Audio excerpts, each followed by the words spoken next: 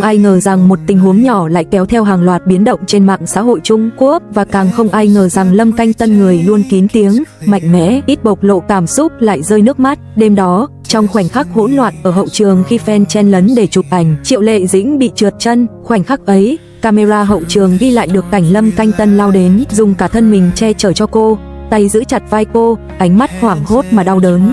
Hình ảnh ấy lan khắp Weibo trong vòng 8 phút, nhưng điều khiến dư luận bùng nổ không chỉ là hành động che chắn, mà là khoảnh khắc Lâm Canh Tân ôm cô rất lâu, nói nhỏ một câu mà micro bắt được: "Em có đau không? Anh sợ lắm." Giọng anh run thật sự. Giây phút đó, ánh mắt anh nhìn cô hoàn toàn không giống ánh mắt đồng nghiệp.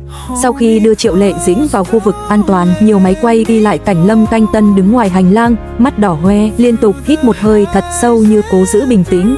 Một nhân viên đoàn phim kể lại, anh ấy thật sự sợ. Anh nói, nếu cô ấy ngã mạnh thì sao? Nếu cô ấy bị thương thì sao? Tôi chưa bao giờ thấy Lâm Canh Tân như vậy. Đoạn video này bị rò rỉ và lập tức lên top 1 Weibo.